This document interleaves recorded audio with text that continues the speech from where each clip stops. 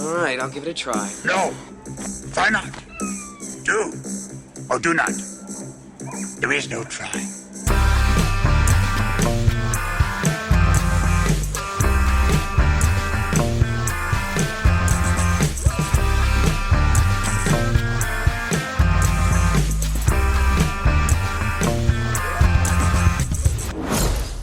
Hello and welcome to Unequal Sequel. My name is Dave and I'm one of the two hosts of this simple podcast. And I'm Rich and I'm the other host of this simple podcast. It doesn't feel very simple to make it, mate. Think of me as Kong to Dave's Godzilla. I am a huge, hairy ape of a man and he can breathe fire. Sure, that's true. The premise of Unequal Sequel is very simple. We ask our guests for their best ever sequel, their worst ever sequel, and finally their dream sequel. And of course, we quite often just drift off and talk about other things, sometimes movies and sometimes just life. And to be warned, we do drop spoilers about the movies we talk about. So please, if you don't want us to spoil these movies, go away, clean your hamster cage. It's filthy. Come back and get on with it. Because on today's episode, we are joined by Tez Ilyas. Tez is an incredible comedian and actor. You will know him from things like Man Like Mobeen, where he plays the best character in that sitcom, and also his touring of stand-up comedy shows all across the UK. We're very excited to sit down with Tez and chat all things sequels with him. These are Tez Ilyas's Unequal Sequels. Enjoy!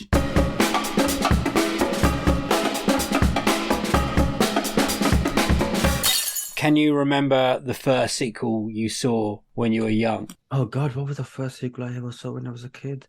That I definitively remember was probably Ghostbusters 2. Nice. Oh, good one. But it might not have been the first, but it's one that's coming to my to mind immediately. Ghostbusters 2, maybe Teenage Mutant Ninja Turtles, Return of the Ooze. Maybe it was that one. But I think it was Ghostbusters, because Ghostbusters would have been before then. So it probably was maybe Superman 2, actually. Maybe Superman 2 on TV. Yes, because Superman was on TV all the time, wasn't it? Yeah, and it was kind of like was it late 70s, early 80s, Superman 2? Yeah. Whereas Ghostbusters came a little bit later. So I'll probably go Superman 2. Is that the one first one made an impact on you? Did Superman make a big impact? Yeah, I love Superman growing up. Loved that guy. And Christopher Reeve was so amazing as well. Rest in peace. So yeah, no, definitely. I think Superman 2, Richard Donner's Superman 2, or the other one. One of them's the director's cut. Yeah, it definitely was in the director's cut. Had you seen the Superman by that? Yes, yeah. So I was a big Superman fan. All in. Yeah, definitely. But only back in the day, I grew up in the 80s, so it would have been when it was on TV. And you sit down in front of the TV 15 minutes before the program starts, everything ready, sort of the VCR set to record. As soon as it comes on, you press the play and record button together, and then you can relax a bit and just that's something. I remember movies were such events back then, because even going to I think we rarely went to Blockbusters or whatever the equivalent would have been, the local equivalent would have been for us then. Even that felt like £1 to rent a film a night was a lot. It's a big deal, wasn't it? Yeah. So when films were on TV, it was huge. Did you make sure it was long play? Oh, 100%. Put the little tissue in the thing to make it long play. Get 3-4 films on there. Oh, it was the dream. And then were you really protective over the tapes? Super protective. I only threw them away last summer. Wow. What? Yeah. So I maybe not all of them, but a large chunk of them, because we finally moved from my mum's house to this new place that we're in now. Yeah. And so I'm just doing a proper spring clear out. And I found a load of old VHS tapes. Amazing. Wow. That's wow. gold. And right the there. other thing, should I keep these? The answer is no. They're of no monetary value whatsoever. And they're just taking up space that I can't, and I couldn't promise my wife that I would get back to these at some point. So they just had to go. I have memories of like movies that I've clearly recorded off the telly because I can remember the adverts in them. So like Goonies we had recorded off the TV, and there's like a McDonald's advert in it, and I remember Goonies with the advert in it. So when you watch it now, you're like, where's the McDonald's advert? Where's Grimace? Where's he gone? Yeah. I was recording all sorts of nonsense. The Matrix, I think I recorded at one point. Oh wow, that's a late one. But like even way before that, like Indiana Jones trilogy, I probably had on one tape. Yeah, at some point. Gremlins, I would have had. The Terminators. Just so much good stuff. Yeah. So when you watched Superman 2, now Superman 2, is that the one he turns back time, going around the world? No, I think that's the first one. That's the first one. What happens in Superman 2? Why can't I? Superman 2 is the one where he loses his powers, I think. Right. And then he has to go get them again and fight Zod. It's the one with General Zod. Oh, yes. And, the Phantom Zone. Yeah, the Phantom Zone and all that. Yes, those guys. Terrence Stamp and he one, loses his powers for Lois Lane. Yeah. And then his dad's like, mate, I know we should have had this chat earlier, but she ain't worth it. You're friggin' Superman. Yeah. And he went, oh, that's right, I'll get her anyway. I'm Superman. So why am I worried about having my powers or not? Yeah, being Superman's a pretty big deal. Yeah. No one's turning you down. No one else has those powers, son. Yeah. That's just you. What was your favourite scene from Superman 2? Can you remember? I think the one I'm making you work hard now. Yeah, you are. I don't know if it's my most favourite, but my most memorable is the one when he gets the cellophane S off his chest and just throws it at the bad guy, and that somehow disables this like superpowered Kryptonian. And I'm like looking back at it now, I'm like, I don't think that would have worked. Like this guy's as equally as strong as you. Yeah. So I don't think cellophane is what would have, unless it was Kryptonian cellophane. Maybe it's a bit different. But I don't think Kryptonian cellophane was what would defeat a Kryptonian necessarily. Is this Superman 2 the one where Lex Luthor like says, I'll tell you where Superman is, but I get to keep Australia. Like you can have the world, but Australia's mine. That's his like prize for like. He was always after real estate, old Lex Luthor, more than most things. He was. He knew what was going to happen in 30 years, 40 years time. He was ahead of the time. He was. Yeah. He was on it. Were you a fan of the rest of the year? Let's say the Christopher Reeves films before we even touched the other films. I quite enjoyed. Right, I loved films growing up, and so when I was younger, because films was such a big event, and even renting films was an even bigger event. I rarely disliked films that I watched. Right. Because it's such a treat that I got to watch a film. So I think my mind was like, no, this is fine. It's great. You love this. Yeah. Even Street Fighter 1 when it came out and I watched it at the cinema, I was like, well, that was brilliant, wasn't it? Because you got to go to the cinema. Yeah. And that was a blessing. Absolutely. You know how lucky you are to get to do that, and your dad took you. So I think all of that was going on in my subconscious. And so I was just like, oh yeah, love it. I think I just loved every film that I watched because I was just so overjoyed that I got to watch them. Yeah, 100%. And I look back now and I'm like, there was a lot of shit films that I loved as a kid. So I now don't take any kid's opinions seriously about anything. Because Perfect. I knew how awful my opinions on films were when I was a kid. Yeah. Is this your kind way of saying you like Superman 3 and Superman 4? I do like Superman 3. Quest of Peace. There's nothing wrong with Superman 3. Yeah, there's nothing wrong with Superman 3. And Richard Pryor was amazing in it. Yeah, agreed. And there's a bit at the end that makes me laugh where he's like, I think, oh yeah, that's my mate. And I've kind of got the same powers. And he does that. And he's like, oh, I'm not wearing the suit today. I think I'm going to walk. It's good. It's good stuff. What about the fourth one? I don't think I've even seen it. It's not great. Oh, The fourth one's not good. Yeah, no, it doesn't seem good. It doesn't seem like worth my time. Their budget was so small that they filmed it in Milton Keynes instead of America. So wow, yeah, that's how small their budget is. I didn't even know Milton Keynes was around then. Yeah, just it was new. Just the then. roundabouts were. And they I was watching it the other day, and I was like, hang on a minute. That's Milton Keynes bus station. That's not the UN. They had so little money. There's one shot when they've got whatever city they're standing in for, but they couldn't afford a move-in shot. It's just a still shot, and Superman's flying over it, and none of the boats are moving. I think it's got wow. Yeah, it's quite ridiculous. Well, why though? Because the first two were a mega hit, and I imagine the third one did fine. It's because the studio was making it. Was it Canon? Yeah, I think it changed, didn't it? Like it someone pretty bought much the went rights bust. and Was it not Warner Brothers? Not at the time. Okay. It was a much smaller. You know, in the 80s when there was like Canon. Who was the other one? They're all making everything, and then it all exploded, and then the big old boys came back. Right. Okay. And everything now is Warner's or Disney, Paramount or Disney. Yeah. What about Superman sequels now? How do you feel about Superman now? I'm more of a Batman guy now. Yeah, obviously from the Batman goodies behind you. But I watched Superman Returns in the US, actually in New York.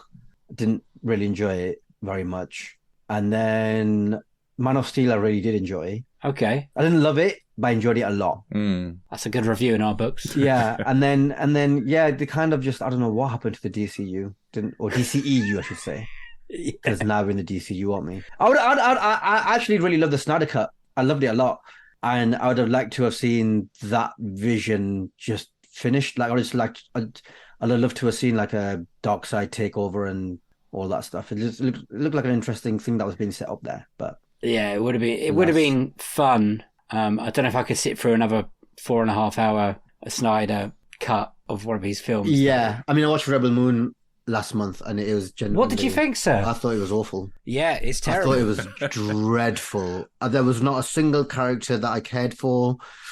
The world building was a bit meh. It was just a little bit. I think the problem is it's one film split in two. That is the main issue with it. It's clearly a 5-hour film. Yes, he's going to release a longer version on Netflix. Yeah, and I think it's part one, and it ends in a weird place where you're like, well, okay, we've kind of just got the band together now, a band that no one cares about, by the way. Just odd characters and just sort of I didn't. The pacing of it was weird. Every character was a little bit strange. The sort of the double cross by the guy. You're ruining it for Rich. I've not seen it yet, but Dave did say to me, "It's not great." Yeah, Dave was saying to me the other day, I've got to go and watch it because everything that I hate in movies. So it's like everything you don't like in a movie is in one movie. You need to go and watch it. There's so much slime. Yeah, the sequel is out in April. Is it a sequel? Yeah, there's a part. It's a part 2, but I generally think it's one movie split in two. Do you have a rule here that if it's called part 2, it's not a sequel? Or well, for example, I don't consider the Lord of the Rings movies as sequels. This is incredible. Okay. I think it's one long story told in 3 parts, right? I can see that. Yeah, I can see that. I can agree with you, but I can also as opposed to Star Wars, where he'd released one film, fingers crossed. Great, this has done well. Let's write the second one. Yeah, it wasn't planned. Yeah, I get that. I can see that. Yeah, I get that. Amazing. But it's not a hard and fast. I'm not gonna. It's not a hill I'll die on. But it's it's a sort of thing. Yeah, like I don't see the Harry Potter films as sequels. Okay. Otherwise, Prisoner of Azkaban might be in there.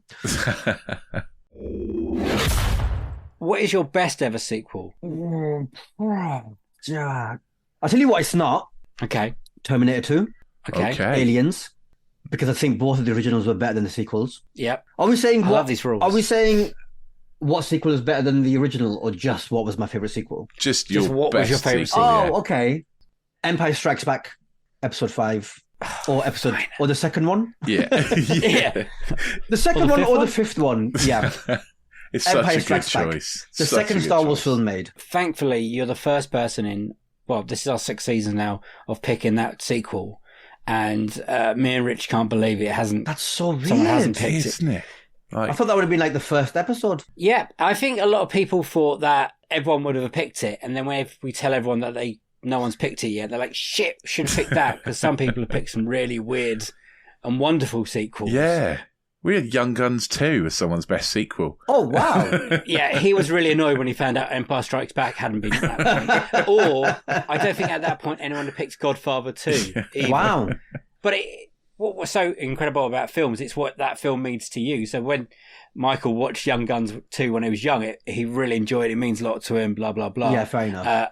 And Star Wars means a lot to a lot of people. So how let's talk about your Star Wars history. Like, when did you first see Empire? So I got introduced to Star Wars quite late. Because I think Star Wars and Star Trek occupied the same space in my head when I was a kid. You're right. Because I grew up in a single parent household with my mum, and my mum had no inclination to make sure that I was properly educated on Star Wars growing up. That was not one of her priorities as a single mother. So sort of Star Wars kind of missed me. It was just slightly before my time anyway, and then it didn't seem to be on TV that much. So it's one of those that wasn't really on the telly. So whereas I got to watch Superman and even like there were certain Disney films that were on TV, like Robin Hood and Sword in the Stone. They were always on the telly, but then the other ones weren't. So it's not one that I got.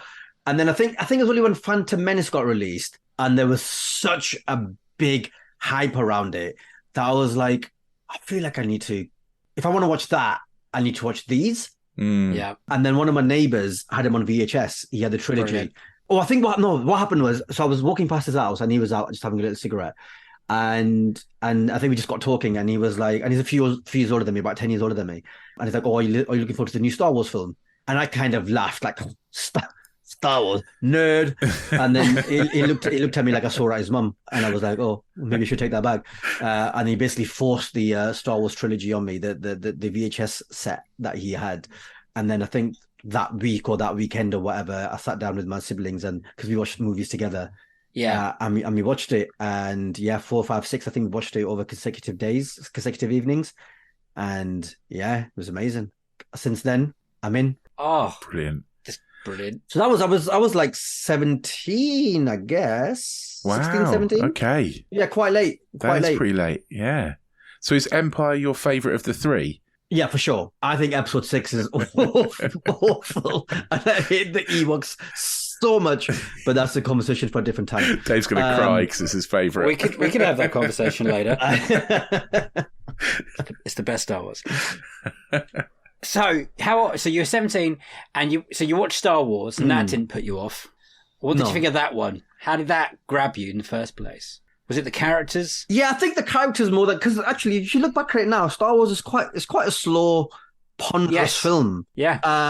It kind of moves along at a very gentle pace, and then the action is also not amazing by today's standards. By today's standards, it's appalling.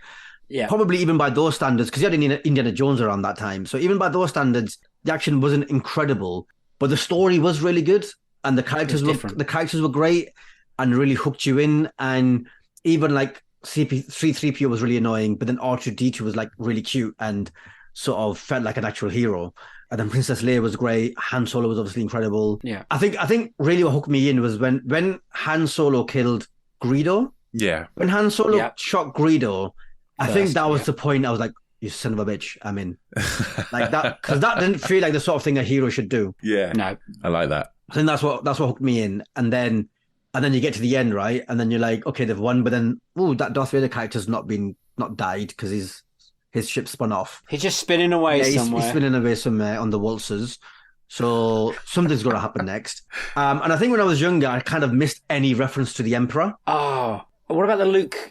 I'm your son. I'm your father. That came later. That's later. That's in Empire. That's episode 5. That is Empire. But did you? So when you were sorry, no, when I watched the first one. Right. So when I watched the first one, I think any reference to the Emperor just went over my head. Oh, brilliant! So when the Emperor got introduced in the second one, it's like, who the fuck is this guy? Oh, he's the big boss. He's the end level boss. Okay, cool. Yeah, he's Shang Tsung, not and Darth Vader's Goro. To use a reference, a 90s reference that I loved.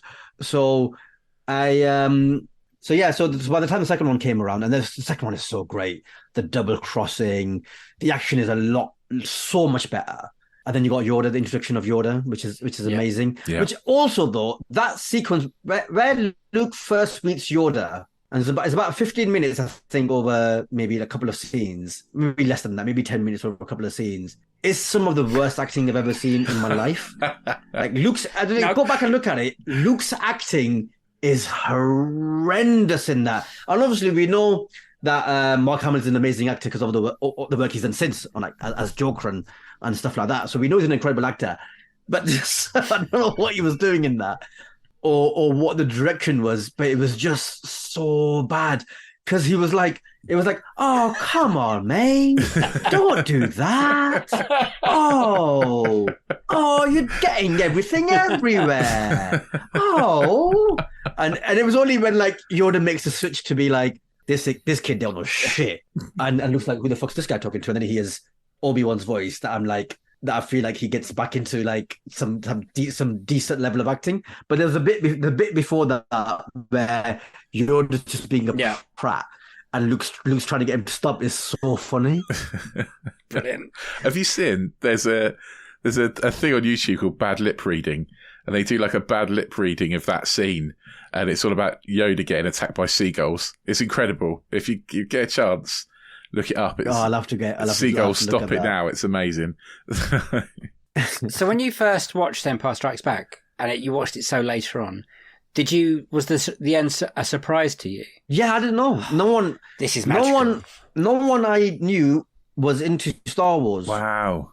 I went to a school that had a GCSE pass rate of 35%. There was no one was watching Star Wars in that school, or if they were, they were very much keeping it to themselves. So it wasn't the sort of school where we sort of talked about our favorite sci-fi movies.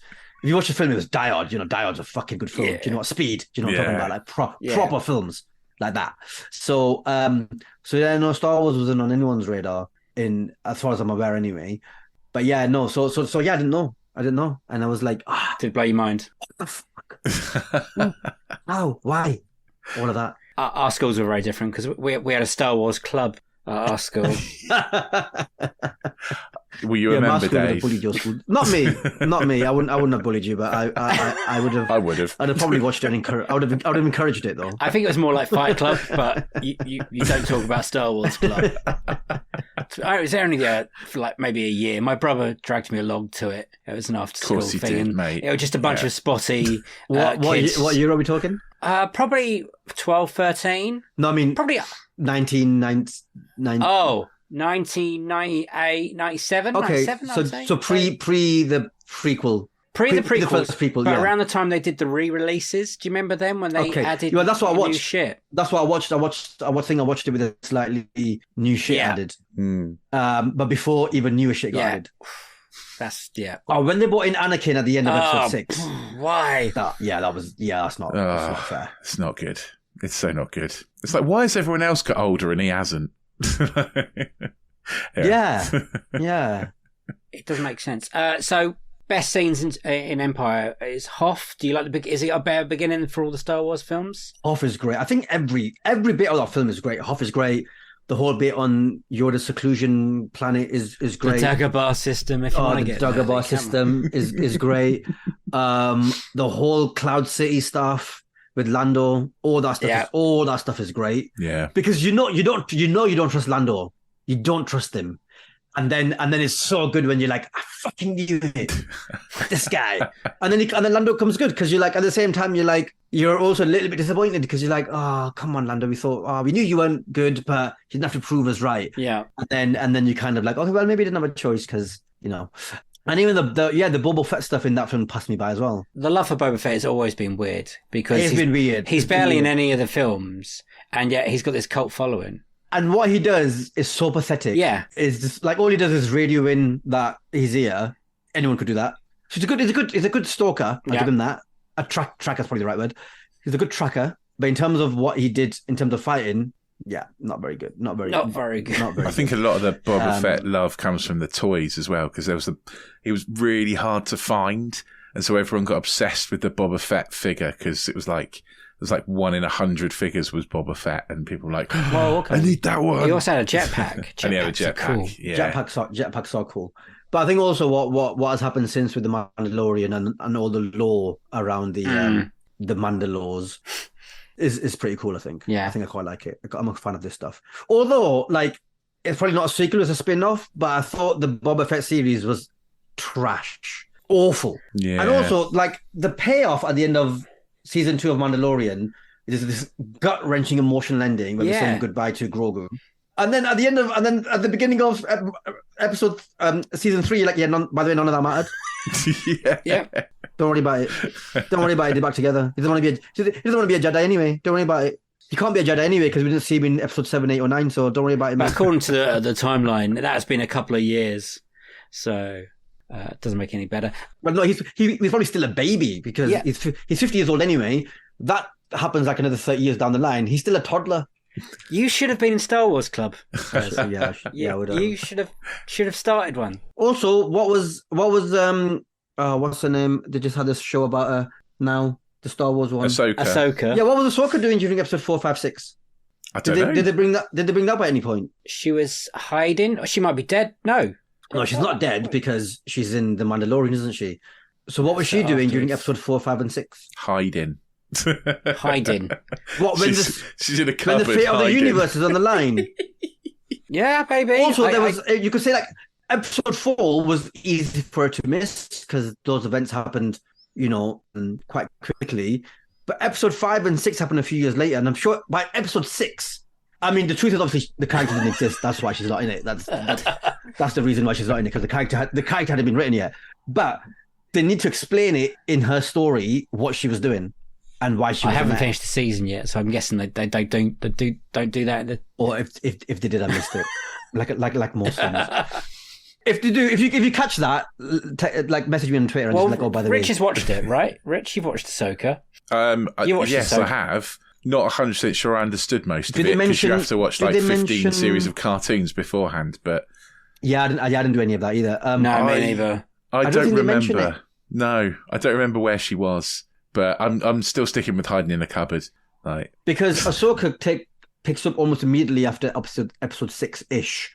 The Empire's gone. Yeah, and she's sort of doing stuff now. Yeah, maybe she was doing stuff in the background because obviously probably the fighting wasn't all concentrated in one place in the galaxy. So she's probably somewhere else. She was fighting fires elsewhere, maybe. Yeah, it is a whole galaxy. I feel like she was helping people. It's just like.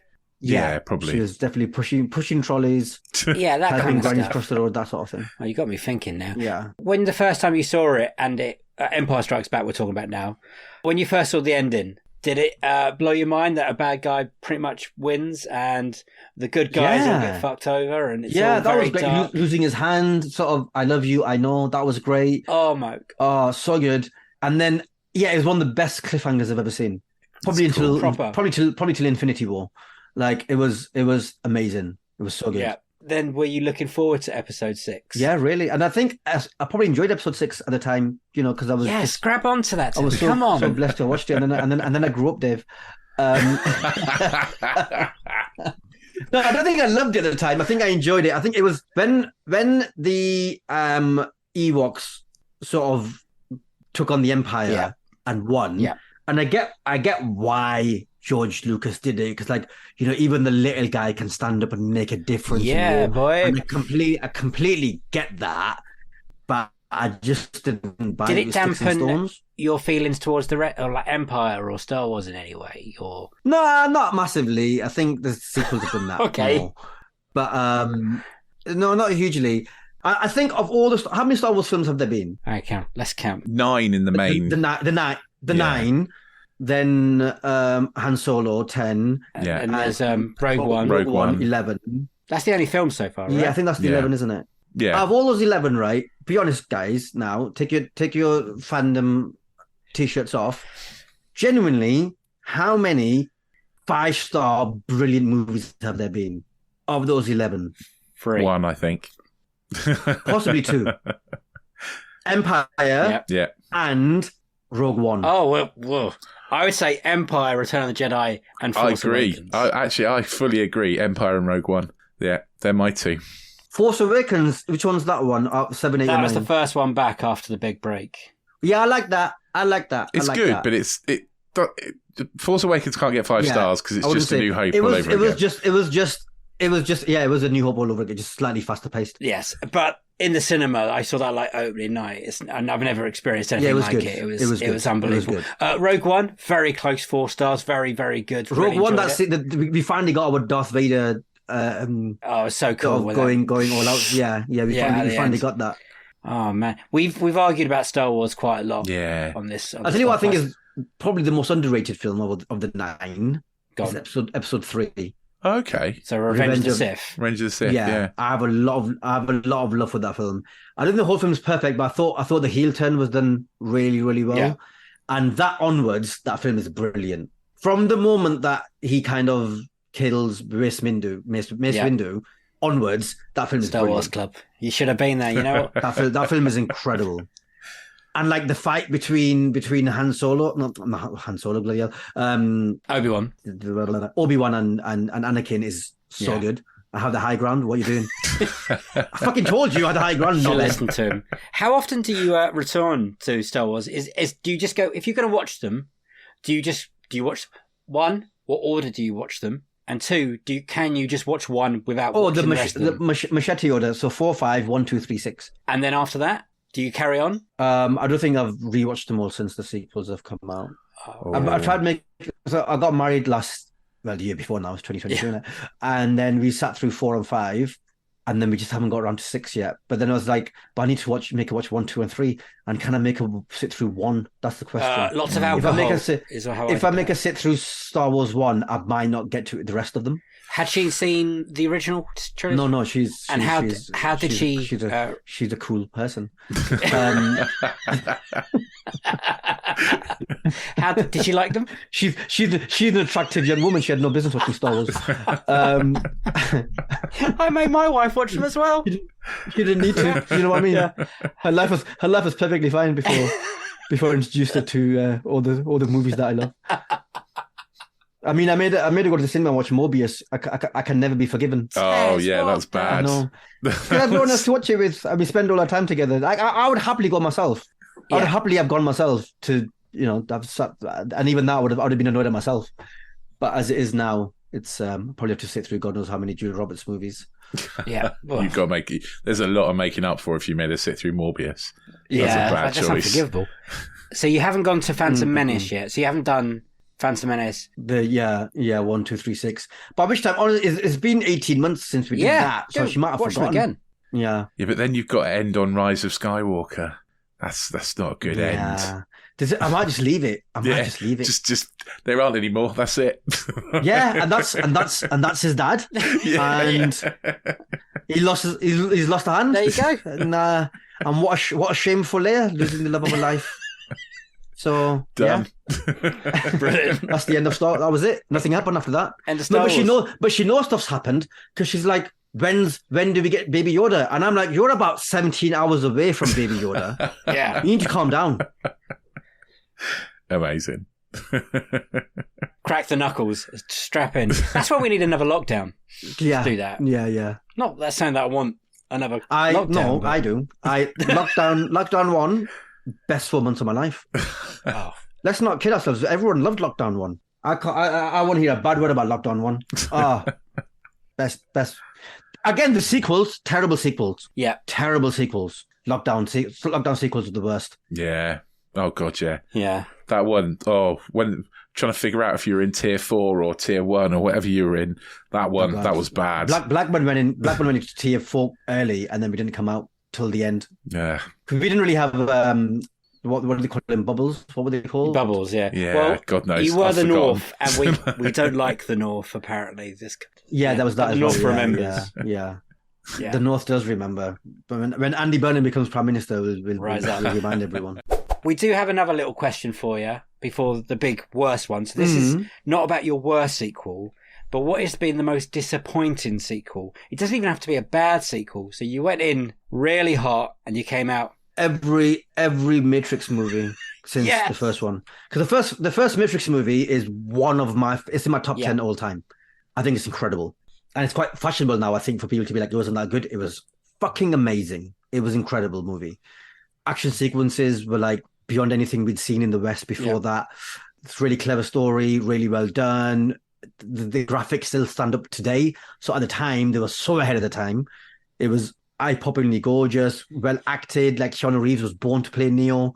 Great movie. And then I think that sequel was probably the most excited I've ever been in the cinema. Yeah. And then I think I probably did that thing where I convinced myself it was better than it was. Yeah. But I think the second one would have been fine if the third one had stuck its landing. Yeah. Right. Yeah, I'm with you. Cause the third one if the third one stuck its landing, then the second one would have been great, I think, as a sort of middle, sort of as a bridge to the third one. But the third one just crashed horribly. And I remember being at the cinema, and there's a moment where Trinity gets impaled by all those things, and Neo's Thomas Anderson is talking to her, and then just the reveal of these spikes coming out of her. People in the cinema laughed. That's not good, is it? And even I recognise, I was a bit like, come on, guys, he's just lost his. Hey, come on, show some sympathy, guys. He's just lost his bloody girlfriend here. Come on, lads. Oh, that's not nice. It's not a nice reaction, this. But even I recognise, I was like, yeah, this isn't very good. And then the fourth one, I let myself get carried away again. I let myself believe it was going to be good, and it was like watching a good high budget student film. Yes, it really was like a like a good fan fiction. Yeah. It was like fan fiction. Yeah, I hated it. I've got to be honest, that fourth one, I hated every second of it. I remember watching it. I went with my sister to the cinema to watch that one, and I remember at some point we just looked at each other like. This is a waste of time. We review sequels every week when they come out on this podcast, and that is Rich's. I've never heard Rich go into a film so much as he did on Matrix Regurgitation. What is it called? Resurrection. I don't know. Well, that could be one of the aliens. That could be one of the alien movies. Yeah. For all I know. And he hates that movie so much. I hate it. And I don't want to disappoint you because Rich is not a big fan of the first one. No. Yeah, Rich, what's that about? I don't know. I don't know. I didn't get it. Did you watch it at the time? Yeah, I watched it in the cinema at the time. I remember I was with loads of people and everyone loved it. And I was like... As in, you didn't understand the story or you didn't get the love for it? I didn't get the love for it. I sort of understood the story. And then I was like, but if it's in the Matrix, why do they need bullets? What's the point? Like, he could just point his finger and stuff. He doesn't actually need a gun, does he? Like, if it's all made up anyway. Well, he didn't, but the rest of them do, because he's the only one that can do what he does. Okay. Yeah. The rest of them are the rest of them are slightly metahuman, and then he's Superman. Right. Okay. When you first saw the Matrix, Tez, did you know anything about it, or did you go like? No, nothing. I think I'd seen the trailers for it, and I was like, well, looks good, didn't it? Yeah. And then when I got to watch it, I was like, that has surpassed my expectations. That was genuinely brilliant. How old were you at that point? What's that? That's not 99 as well, yeah. Yeah, 18, sort of 17, 18. Big year. I didn't watch it in the cinema, annoyingly. But yeah, I think so. I would have been about 18, maybe a year or so after it came out. I watched it on someone had a dodgy copy that they brought back from Tenerife or Gran Canaria. Oh, nice. And it was still, I mean, even the film has a green tinge throughout of it. It had even more of a green tinge. Right, okay. And it still was brilliant. Like, it was amazing.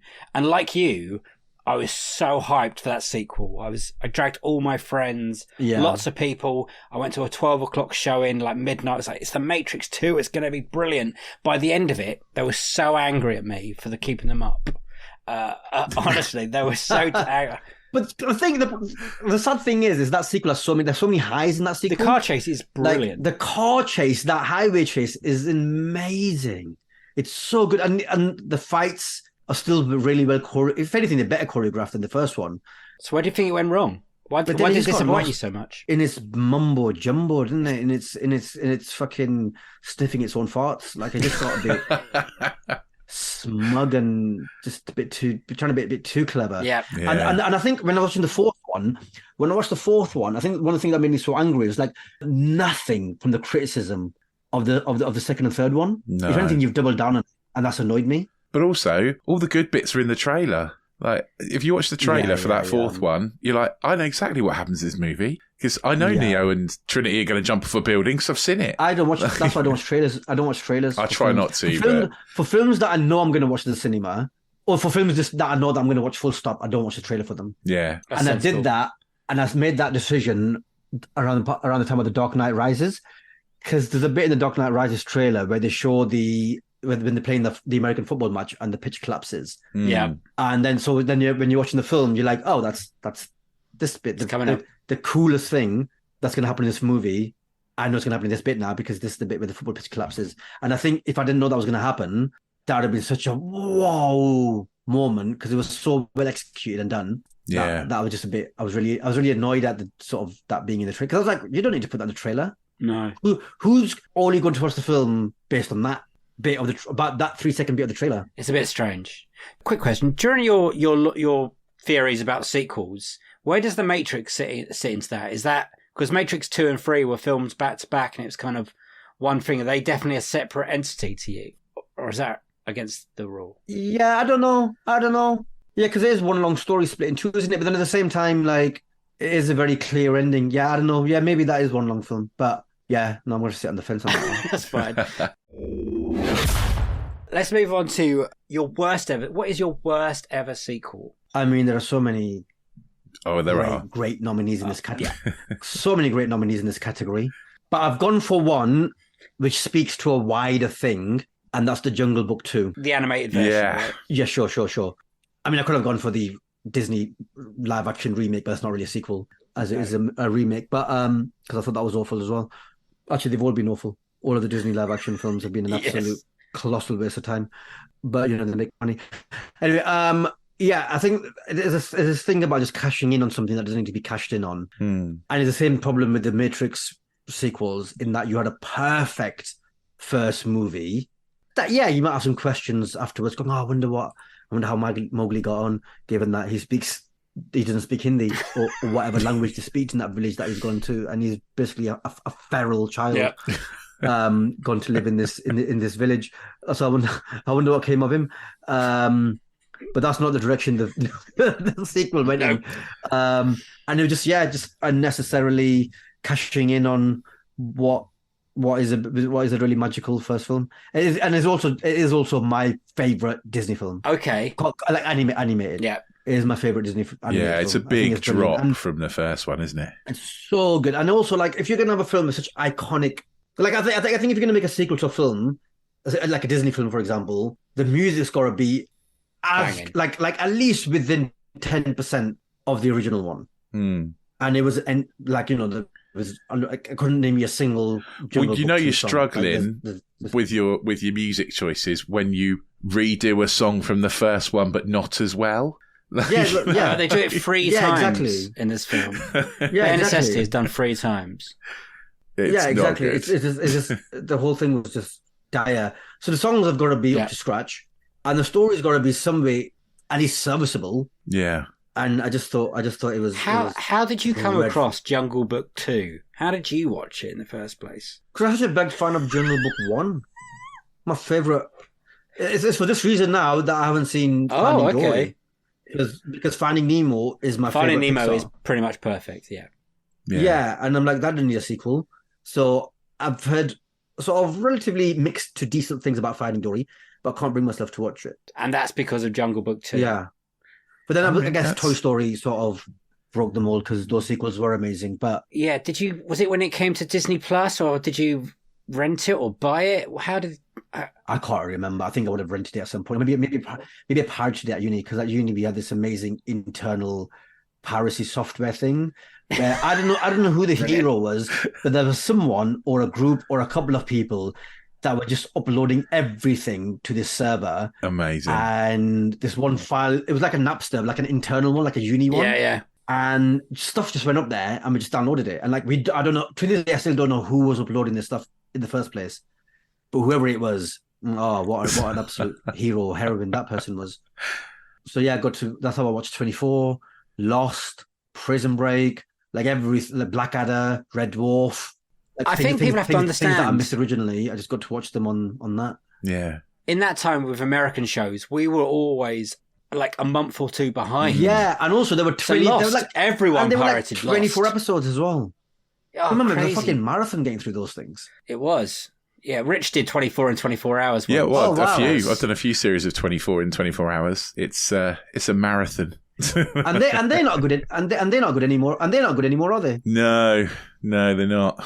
No, they're not, are they? No. I think at the time, I think by the time I got to season 4, I was like, this isn't very good. This. No. Well, is it season 3? The girl gets chased by a cougar for like 3 episodes. I can't remember, Dave, to be honest. For 3 hours. You could be right. I think that's when I dropped out. I was like, I've had enough of this. I don't There's care. little things like there's no toilet breaks. No one has a shower at any point. No. No one at any point is stuck in traffic. No one's in traffic for 15 minutes. Like it's just in those 24 hours that they captured, just the smoothest driving journeys that anyone's ever had. Yeah. Oh yeah, 100%. Just where it needs to be, quicker than you would even at night time. Like he's just. It was massive though. Yeah, they were like as a thing. They were very well. They were very well done. And now TV's so good. Unlike Jungle Book. The voice cast. Yeah, we've got to talk about the cast. Does that annoy you anyway? Like John Goodman as Baloo, is he not as a Patch? I mean, no one was a Patch on the original. Even like bloody, what's his name, Bill Murray doing it in the which was worse than John Goodman, to be honest. Yeah, true. Yeah, I just think it was a sequel that you didn't have the original cast, you didn't have the original writers, like nothing. It's like have you ever watched recent Tom and Jerry? No, I haven't, but I imagine it's bad. Not the film, just recent. Like it's so bad. Not for a while. It's so bad. Actually, cartoons in general, like that age of cartoons of like, you know, Tom and Jerry and all the Bugs Bunny shorts and all that was like incredible writing and execution and acting and everything. Like the stories were so good, and they were like, you know, like little 4, 5, 6, 7, 8 minute shorts that were so well done and so charming and so just brilliant is the word, I guess. And then you look back, like even now, if my nephew's got Tom and Jerry on YouTube, like I just sit there watching it because it's so good. It's so good. And there's episodes that I wouldn't have seen that I'm like, this is genuinely brilliant. And you just don't get short form cartoons like that anymore. And I think Jungle Book belongs kind of to that era of golden animation. I think when Dave sent me your choices and I looked up Jungle Book 2 and I was like, in 2003, there's a lot of white people playing brown people. Like, there's a lot of like... yeah, there's that as well. There's a lot of middle-aged white guys in there. One of the problems I have with like Disney or the worst at this is like none of the animals that ever play anyone have authentic accents. Because like all of that cast should have had John Indian Rhys accents. Davis he plays it Welsh in this film. There's no way getting around it. I don't understand it. Yeah, but, it's dreadful. And Phil Collins is in there. Why not? Which is the most random thing I think. It's I was really weird. Reading it, looking at the voices, like. But then you know there were some fun things in the first one. You got Colonel Harty playing like an old colonial British colonel who can't let go of colonialism or whatever, and that's quite fun. Yeah. Even as an adult, you're like, that's just good. That's just good satire. That, and then you got the Beatles characters playing the vultures. Yeah, that was good. That was really good. That was really good. That was really, really fun. And then you got Shere Khan as a super cold villain who's just every bit as good as Scar was in The Lion King. Yeah, it was great. And Mowgli's only mildly annoying even now. And Car, the snake is so good. So good. Finest. And then everything in that film works. I can only imagine how heartbroken you were when you first watched this. Then after, because I don't remember. I can't even remember the story, except it doesn't explore how feral this child would have been. No, and that's what you would sensibly do, right? Is how Mowgli fits in the village. Yeah. And they sort of do that for about 3 minutes at the start, and then it's back off to the jungle again to remake the first movie, but worse. Yeah, they don't seem to dress him. They keep him in his red shorts. Yeah. And then there's the girl at the end of the first one, and then she goes into the jungle with him. And then it's pretty much the same bits. You know, the snakes there, Baloo, Bear Necessity. There's some monkeys, but they couldn't... Oh, King Louis. King Louis not in it. The whole King Louis bit in the first one, the sort of... iconic. So good. And they couldn't have him in this film because they refused to pay rights to the use of him or something, or the use of the song or the voice, or every time they had to mention King Louis, the original actor got paid, so they didn't have him in this film. Wow. Which is, and you know, straight to video Disney, but apparently this had a cinema release. Did it? In 2003, yeah. Wow. It made like 147 million. Wow. That is 147 million more than it deserved to make. What was his budget? So he made profit? Yeah. The film was released on 14th of February 2003 and opened number 4 in its 4-day opening weekend with 14 million, blah, blah, blah. At the end of its run, the film grossed 47... Oh, hang on. Altogether, it made 135 million based on a £20 million budget. So it was That is actually now a monster hit. That is, yeah. Warner Brothers would bite for those numbers right now. Like they would bite a handful. For a minute, they planned another sequel, And it would have been about Baloo and Shere Khan being captured and sold off to a Russian circus, and Mowgli, Shanti, Ranja, and Bagheera decided to save them both. Over the course of the film, Shere Khan regrets his hatred against humanity after the events of the previous two films because of his capture, and eventually reforms after Mowgli and his friends rescue them. But surely being captured would make him hate men even more. That doesn't make any sense whatsoever. You might have at the end of it gone, all right, listen, I get it. Some of you are all right. Some of you are fucking cunts. And let's just leave it. And let's just leave it at that. I'm not gonna eat you, Mowgli, and your girl, but I'm not gonna promise that about anyone else. And that's the best I can give you. Right? I think let's shake on that. Yeah. Let's shake on that. Done. Sorted. Have you watched any more of these Disney sequels? Probably The Lion 2 I probably watched at some point. Simba's Pride. That was equally terrible. Simba being the worst character in The Lion King 1 anyway. Yep. Yeah, so then then there's a whole lot of other ones, weren't there, that I probably have watched but can't remember. There's a Hunchback of Notre Dame too. Apart from Toy Story, and they got that right twice actually. I can't remember another sequel animated. Cars, I guess. But I didn't really enjoy Cars 1 either. Cars 2 is awful. Cars 3 is okay. Cars 2 is very bad. I'll trust you. I'll take your... In the way that the Shreks can just go on forever in my mind. Yeah, I don't know which one's which anymore. Carry on making Shreks, I don't mind. Ice Ages, keep making them, I don't care. Incredibles 2, that's a good Pixar Yeah, okay, sequel. there you go, yeah. Incredibles That's 2. the one. Have you seen Puss in Boots 2 yet? No, but I've heard great things about that. Watch it. I didn't watch Puss in Boots. Do I need to watch Puss in Boots 1? I assume not. No, I hadn't. No. Because you know the Puss in Boots character from the film, right? Yeah. I've heard good things about that. It's great.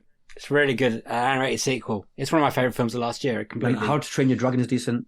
They're good. They're good, aren't they? sequels. Kung Fu Panda, all good. All good. We're all just thinking about animated sequels now. Have you made your wife watch Jungle Book 2? No, hell no. No. I mean, I hate myself for watching it. I wouldn't do that to her. What's the worst thing about it, do you think? Like, what's the worst? What really annoys you? Is it the songs, or is there a bit of it that you think is the worst bit? I think it's the fact that it was made. I think is the thing that annoys me about it the most. I genuinely can't remember the story that well because I didn't rewatch it. Fair for enough. this. We don't blame you. But I remember watching it at the time and being super angry about it. In 2003, just the severe lack of charm. 2003. No, it's not that long ago. When you mentioned it, I thought it was going to be like early 90s, maybe late 80s. 2003. Yeah. I think they had that 90s. Disney had that massive resurgence in the 90s, didn't they? With The Lion King and Aladdin and Mulan, and even there's lesser hits like Hercules and stuff, like some monster hits, and then a couple of good hits. And then at that point, they were probably like, okay, we don't have an original right now. What can we cash in on? And they were like, we probably can't do Sword in the Stone 2. Also, do they have to keep using it to keep the rights? He pulled the stone out. There could be that. It could be that. It could be that. It could be the rights. It could be a rights thing. Who knows? Yeah. They recently just lost the rights to Mickey Mouse, I think. Not the rights. No, Willie the Steamboat, whatever it is. Oh, yeah, the thing, yeah. I don't think you're allowed to put Mickey in his red pants and be like, hoo-hoo! Okay. But you are allowed to use a certain image. South Park are, apparently.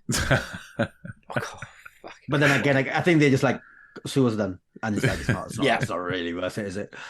Oh, really? Got a quick question for you before we go on to the next one. What sequel seemed like a bad idea, but you ended up liking? Ooh, that's a good question. So you were going in cold. Can you give me examples of what you liked? Well, Puss in Boots and The Last Wish was a good one. We both went into that thinking that was going to be terrible. That is a good one. Some of the Fast and Furiouses, some of the Marvels. Every Fast and Furious movie is brilliant. not like as art. Yeah. Not artistically. Yeah.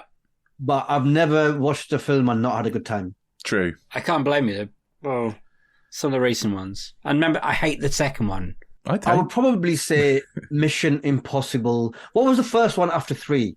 Was it Ghost Protocol? Yeah, probably that one. Because there was a big gap button there between that and the third one and that one. And it almost kind of just died. And it was almost to the point where you're like, why are we reviving this? Because the first one was really good, and then it was diminishing returns on the second and third one. And then you're like, this is kind of done. And then since then, they've been brilliant. They've been really good. Really good. I mean, let's not forget that Tom Cruise also single-handedly saved cinema Yeah. with Top Gun Maverick and one of the Mission Impossibles. So God bless or whatever he believes in Tom Cruise.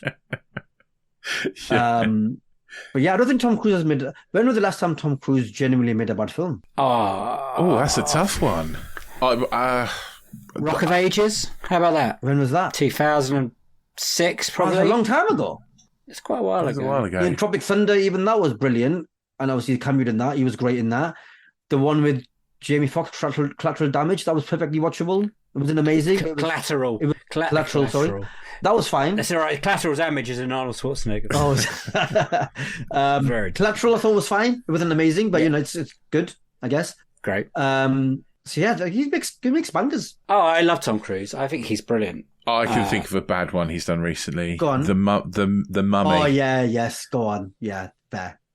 Yeah, that 2017 The Mummy. That was a recent blip in otherwise a very, very good record. A very strong career. Yeah. True. So when you went from, so you're not a fan of Mission Impossible 3? I think they were fine. I don't remember that much. Like I think just the mission which one like after the first one, and then it really picked up from Ghost Protocol onwards again. So I think that was a good idea. In what I think no one was asking for it. There was no one was coming on this podcast or an equivalent of it going, I just want a sequel to Mission Impossible 3. That would be my dream sequel. No one was saying that, were they? Or no one would have been, I think, saying that before Ghost Protocol came out. And so I'm glad. 3 was about 2006, and what was the other one? About 2010, 2011? Ghost Protocol, I think. Or was it? Oh, I genuinely thought they were further apart than that. No, I believe that's something like that. Yeah, I remember seeing right, Dave. 2006, 2011. Oh, okay. I genuinely thought they were further apart. No, they might be. There's a period when everyone thought Tom Cruise had lost it, and the point of Ghost Protocol originally was to try and hand the reins over to someone else, and they tried that Jeremy Renner character. Yeah, no one should hand anything to Jeremy Renner. they try to be free, apart from a bow and arrow. Free face. But I don't think anything else. Like the Bourne series they tried him with, right? Yeah, he's not that guy. He's not a leader. No, he's not that guy. Top name of a poster, is he? Like Cruise. No. But then Cruise made that film and he dangled off the side of the building and everyone was like, fucking hell, he's a maniac, he's brilliant. Yeah. And then he's just kind of ran with that. He's like, okay, if that's what you like, I'm going to put my life at risk every time. Yeah. And thank you. Yes. Yeah. There's no other actor like that. No. Well, I mean, Mission Impossible movies are now Tom Cruise comes up with an idea to try and kill himself, and then they make a movie around it, right? That's kind of how it works. I tell you, he's had almost the opposite career, with probably as much financial success. And we need to have a serious conversation about The Rock. Yeah. Dreadful. Yeah. and I loved The Rock. I loved The Rock to a point where I was like, I'd watch a film because he was in it. Didn't matter how good it was. And we've created a monster, lads. Yes, we have. Because you're right. He's not good at anything. He's so convincing, though, isn't he, when he talks? Yeah. His sales pitch, when he goes on chat shows or Instagram or whatever, I believe that. We went into Black Adam thinking it was going to be the next best, the best superhero movie ever. Why did that not work? Because it was crap. Yeah, but why though? Because the story was really interesting. Because you had this sort of, for once, you had the thing where you're like, the Americans are the bad guys interfering in the Middle East, and that's such an interesting thing. But they threw that concept away after about 2 minutes, and then just did 2 hours of smashy. Yeah, and that was it. Like, it was nothing. It should have been a Justice of League of America, whatever they called. It should have been a Justice Society film with yeah. Or what you should have done, and this is the main problem with him, is it should have been a fucking sequel to what was a very, very underrated Shazam film. Yes. Yeah, you're right. I thought Shazam 1 was brilliant. Shazam it was brilliant. Really good. And in the comics, Black Adam is a Shazam baddie, right? Yeah, he is the antagonist to Shazam. Yeah, so why did we not get that? Because Dwayne Johnson was obsessed with Superman. Yeah. It's weird, isn't it? At what point did you lose confidence in the Dwayne Rock Johnson? Do you have a film in mind? I think it was at that time where you could have taken whatever he was wearing in these films and changed it with about 6 different films. And it was like Yeah. what were the uniform he's wearing in Jumanji, which wasn't actually that bad, but not because of him. And then there was like a series of other films that he could have just. I tell you what was a good actually. Skyscraper. Yeah. I tell you what was a good film though that I did enjoy. The one that he did with Emily Blunt and Jack Whitehall. Oh, Jungle Cruise. Jungle Cruise. That was good.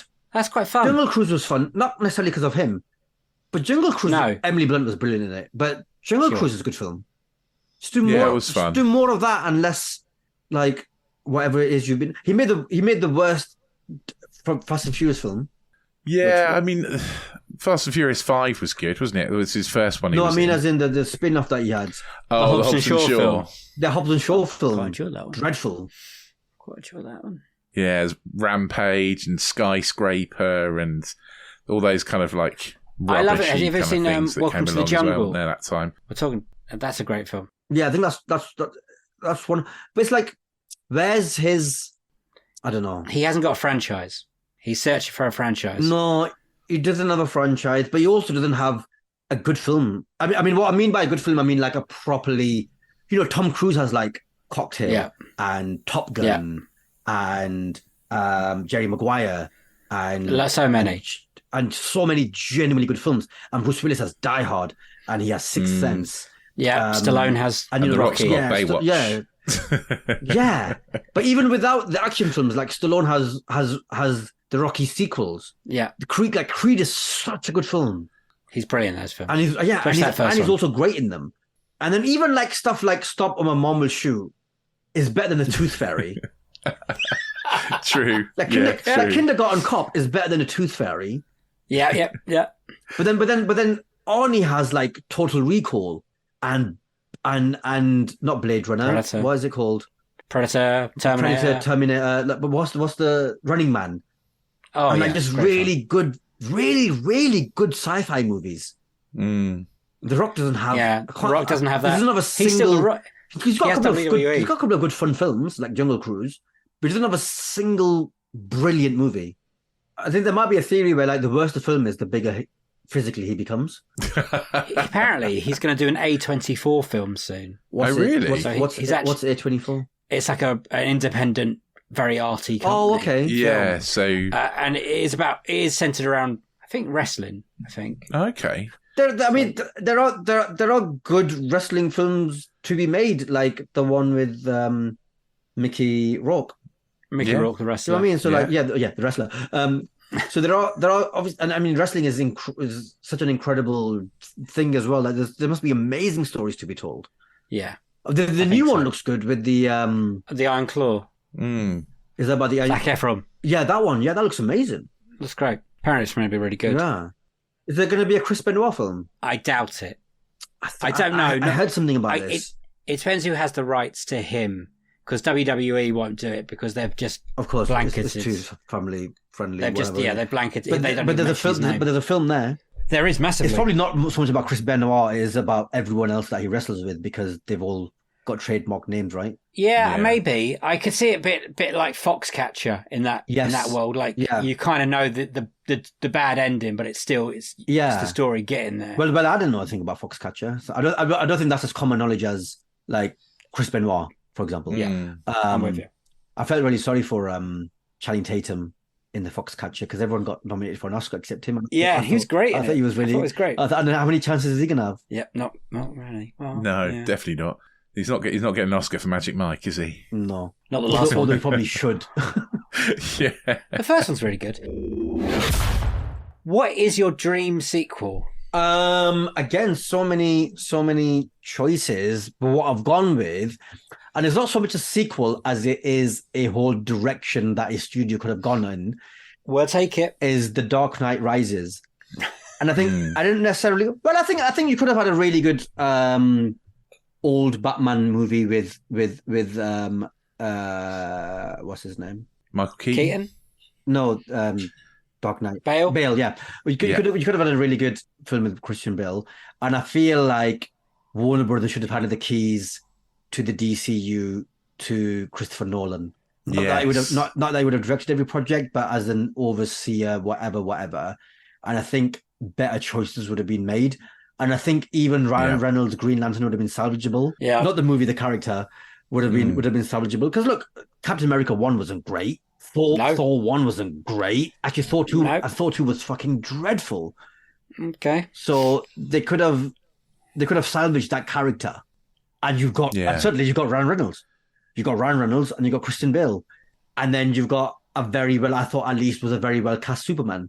And I thought that could have, and then, Wonder Woman and the Flash. And I think you could have, that could have been the backbone to something incredible. So are you saying that Dark Knight Rises is still a film? Yes. So the Nolan film, but you wanted a continuation of that world story in that world. So Nolan. So add Superman. Yeah. Into, because they've got an existing, because what Man of Steel did was bring a Superman into a world where Batman has already been Batman for 20 years. Yeah. Which is what we never saw. Which is what Christian Bale was. Yes.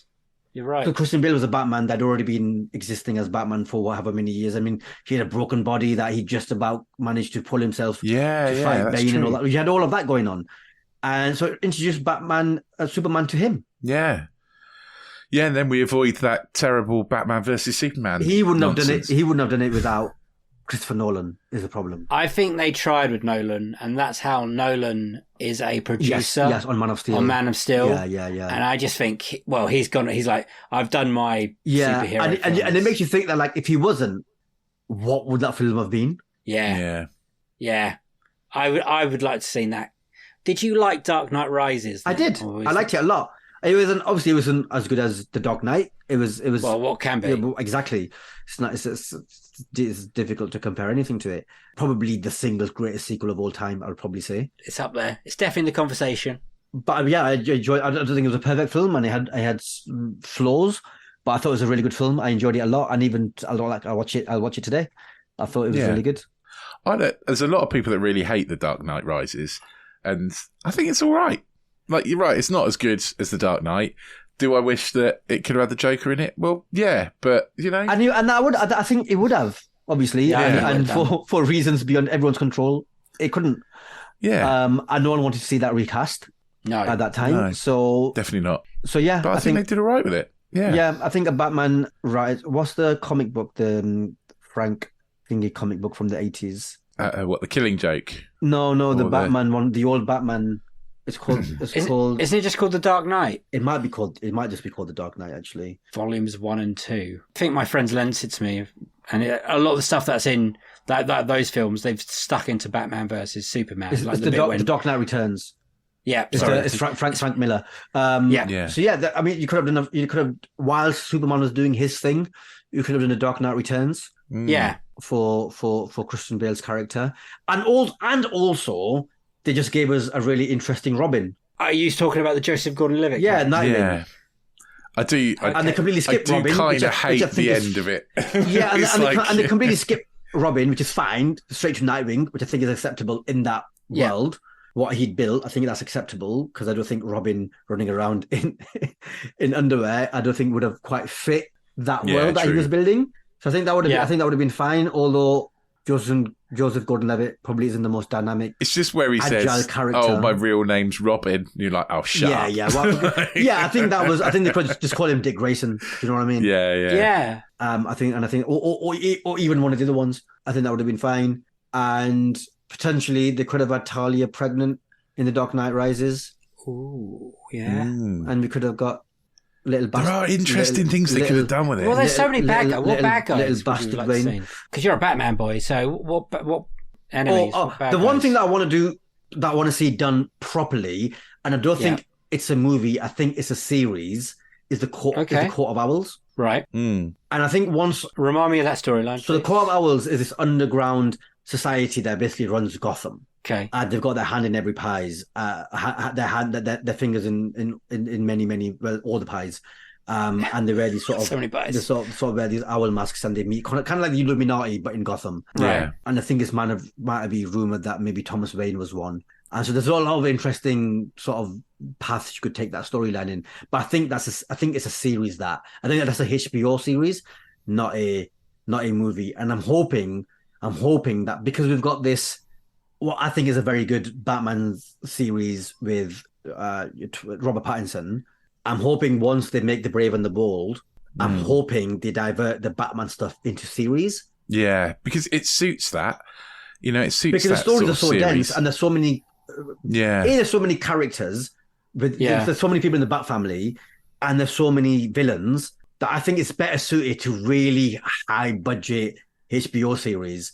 And they could do that with the right if they cast the right Batman, who's not a mega movie star, they could make that work. Yeah, because we weren't fans of the Batman, and I think mainly because it was just too long. It was just trying to do too much. There was one too many story beat in there. Yeah, you're right, and it does suit a series. You're right.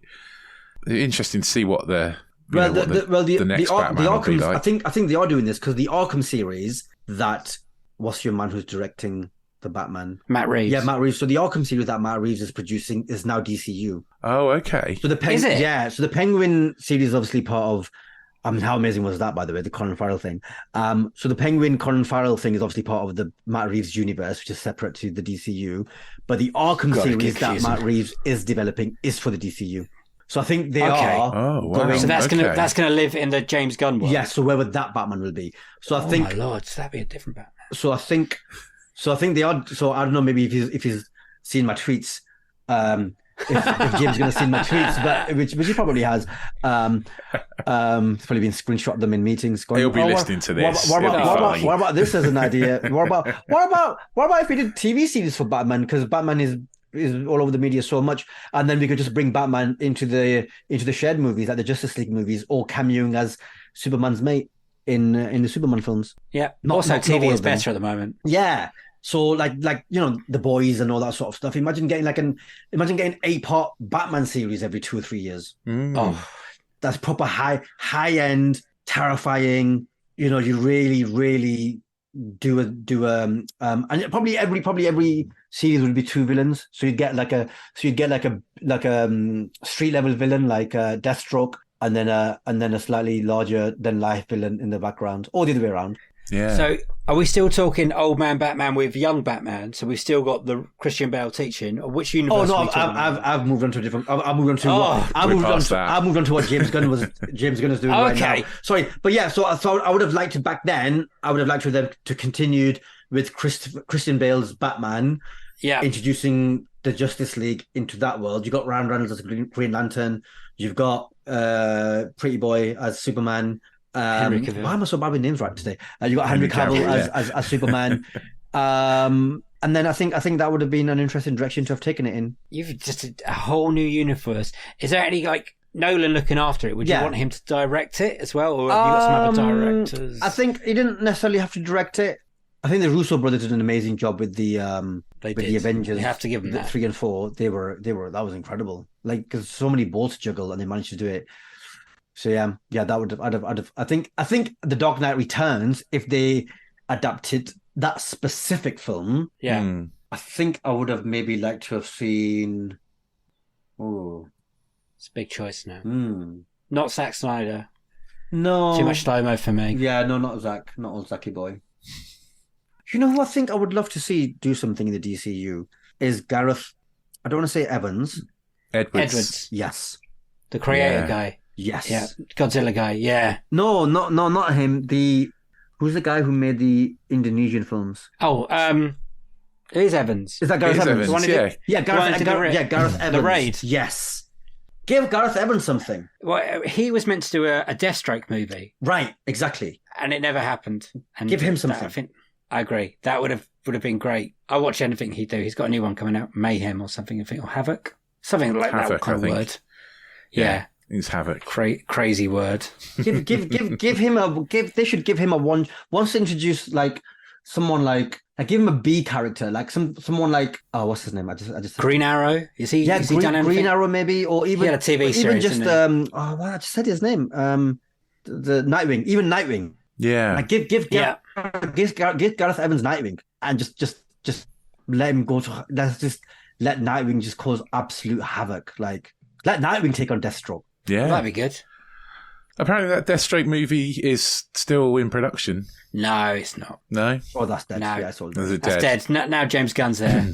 Yeah, they're not going to do it. You don't think? No, Although I think it'd be you know, nice for them to bring Joe Malik as Deathstroke, but then it's been 10 years since he was first cast, so he's quite an old man. Yeah, his he's old now, His isn't time he? might have gone, sadly. We all get bad knees. Like, I would love to see who's the guy who plays a soldier in The Boys. Oh, the guy from Supernatural. Yeah, Supernatural, yeah. And Jensen, Jason Ackles. Jensen, yeah. I would love to see Jensen as Batman, but I don't think it's going to happen. I think There's a few rumors. I think it's he's slightly after it. 5-6 years too late for him, I think. But I would love that. I would love What that. about the guy who's playing Reacher at the moment? He's getting heavily tipped for some reason. I don't see Too it. big? Yeah, not big as in a big name. No, As too in big man. muscles. Yeah. I don't buy him as Bruce Wayne. Yeah. That's the thing, isn't it? That's another conversation. I think That it's is really hard. I think that's why Batman is so hard, because every single Batman I've ever seen is either a great Batman or a great Bruce Wayne, and they seem to struggle kind of doing both. Like, I think. So where do you think? It's hard to Where do. does Christian Bale sit? I think Christian Bale's a great Batman. I think he's a great Bruce Wayne. I thought he was. He's I okay thought as he was good Batman. as both. Don't get me wrong. I love The Dark Knight. It's one of my I favourite thought it was a sequels. better Batman than the Bruce Wayne, to be honest. Oh. But, you know. See, we're never going to agree, are we? We go forever. I think Keaton was good, I think. Yeah. I was delighted when he came back I to The think Flash. Keaton was, I Keaton thought was the closest. I liked the Flash. It's okay. I didn't hate it. It had issues, and some of the choices at the end were a bit interesting. But I thought Ezra Miller was fantastic. Sadly, He was I very thought he good. was genuinely, he was brilliant. I was watching it going, oh, that's why they kept him. Yeah. Because he's so fucking good. He's really good in it. He is really good in it. And, you know, he might be a suspect character, but, you know, his performance is really stands out in that movie. And yeah, you're right. Supergirl was great, even though Will she be back for your no world? No. Okay. Sadly, Checking. but she was really good though.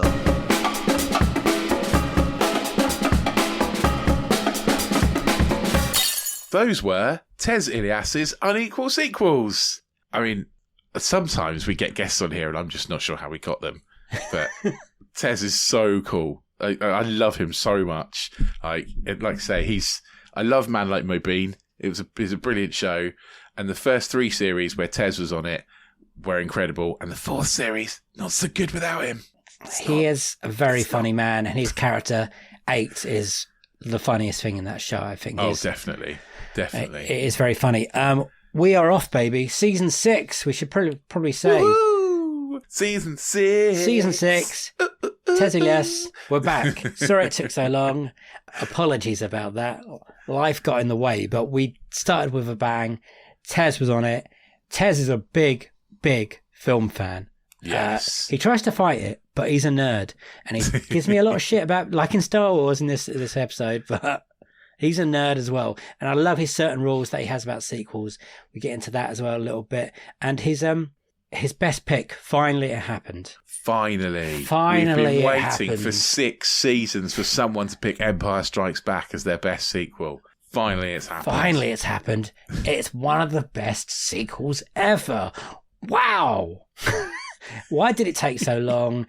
And it's brilliant. Thank you for Tez finally picking Empire Strikes Back. Now we just need someone to pick Return of the Jedi, and we'll have all the best Star Wars films. Again, Tez wasn't a fan of Return of the Jedi, so I am starting to think that no one else likes Return of the Jedi apart from me and a few other people. And that's fine. I can live on that island. I think it's a generational thing. Return of the Jedi is not bad compared to some other Star Wars movies. Yes. But in terms of the original trilogy, it's the worst of the 3. Okay, fine. I disagree. But it's nice to finally talk about Empire Strikes Back and Darth Vader and the Luke bit and stuff like that, and seeing his experience, his time with Star Wars, quite late compared to other people as well. And his worst was The Jungle Book 2. Which is bad. Oh, it's not good, that one. I was like, how bad can The Jungle Book 2 be? And then we watched it and I was like, oh, all these characters from India or wherever sound like they're from Wales. Yeah. And that's not ideal. And how they kept playing The Bad Necessity 5 times or something. Oh, God. So you like this, right? Right? Right? Do you You remember like this the one? music. You like the song. Yeah. But But we can't put King Louis in the film because we haven't got the rights to him. And then obviously we are off to another dream sequel for another Batman film. And that's never a bad thing. No. So thank you, Tez, for coming on. You are a superstar and very, very blessed to have you on this show. Yeah, absolutely. And if you can catch Tez, who is doing shows up and down the UK at the moment in his tour called After 8. Get it? Very clever. Very clever because he's not playing 8 anymore. And yeah, you can catch him all over the place. He's playing in Luton, which is not far from us. No, he's not. In October. We should go and see him. Yeah. We should go and see his comedy. But he's all over the place. He's playing the Hackney Empire. He's playing the Firehouse in Oxford. He's playing all over the shop. If you like comedy. His hometown gigs as well in Blackburn. Don't forget the North, Rich. The North remembers. Sorry, he's playing Liverpool. He's doing all over the place. Newcastle. There's loads of shows. Go and check him out and go along to his stand-up gigs. I'm going to go to the one in Luton. Also, if you're not in the UK, if you're a worldwide listener, sounds like his stuff is on YouTube, so check it out. His previous shows are all there, and you can watch him, the Apollo shows and whatever, so it's definitely worth Googling the man on YouTube, tezilyas.com. I don't know if that is his email address or website, but... tezilyas.com is his website. Ah, lucky guess. And his comedy special on YouTube is called Testify. Very clever. If you want more of Tez and me and Rich talking films, then check out anotherslice.com. You doing my job for me. Well, nice. anotherslice.com / is it Unequal sequel. Unequal sequel. And you'll get another half an hour of us talking about films, and you get Tez trying to explain Interstellar to a stupid person, aka this guy. It's a lot of fun, and he was a brilliant person to talk through, and those extra conversations are well worth it. I will say the extras for this series especially are so good. They are easily worth your $2.99 a month. Like, there are some incredibly good conversations on there. And we get quite deep in some of them. We do. And to be honest, I think I almost like the extra conversations more than the main episodes. No. But maybe that's just me. I when I was editing these back, putting together, I was like, I'm so glad to be back doing this. Because I love our Friday episodes. Don't get me wrong. Do not get me wrong. I love doing them. But our interview episodes, The Best, Worst, and Dream Sequel, is the reason I make this podcast. I love the discussions we have with people about films and their lives, and how that film intertwines with people's lives so much. It's crazy. And we've been so blessed, not just through season 6, but through all previous 5 seasons, to discuss with some amazing people. And I was listening to it back and thought, one, they're brilliant. 2, me and Rich are actually quite good at this, I think. Weirdly. We're getting there. So thank you for everyone that continues to listen, and thank you if you're a new listener. Thank you for listening. We really appreciate it. Oh yeah. Hopefully stick with us for the next 12 Mondays. If you've turned up just because you're a big fan of Tez Ilyas, and you should be because he's incredible, and you've liked what you've heard, then there are 5 whole seasons of interview episodes for you to go back and catch up on with incredible guests. I would say definitely take some time to go through the back catalogue. And while you're there, hit the subscribe button, hit the auto download button, and we'll drop into your pod player of choice at least once a week, if not more than that. It's a bargain because it's all free.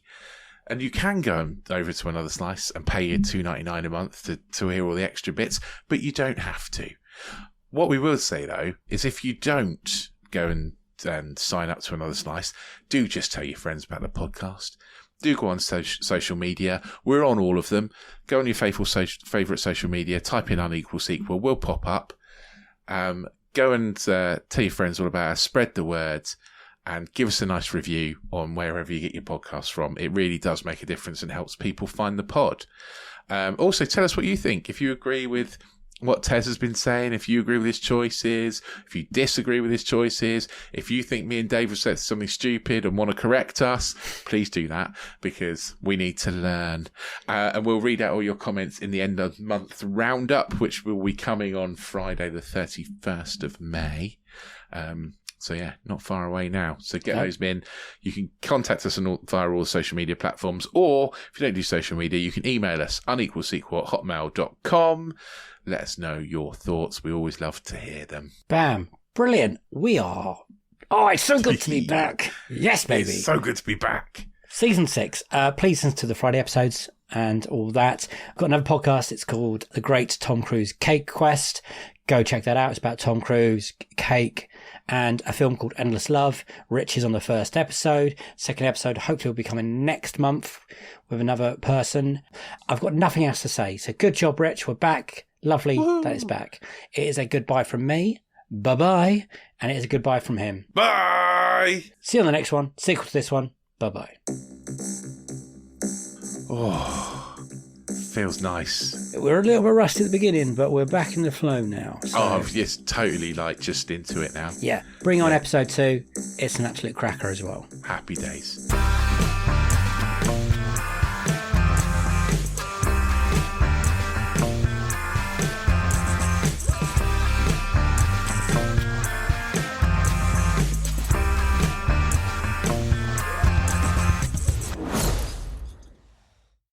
Okay, here we go. I've been told to make a trailer, and they said to make it impactful and memorable. So here we go.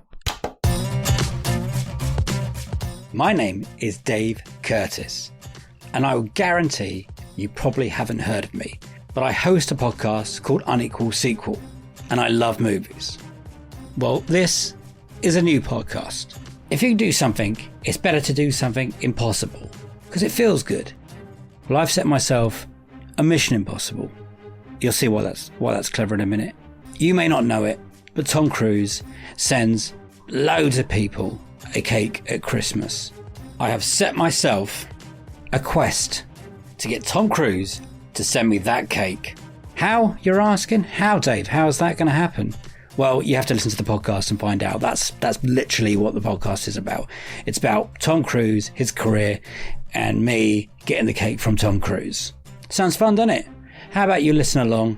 It's called The Great Tom Cruise Cake Quest. And it will be available wherever you get your podcasts.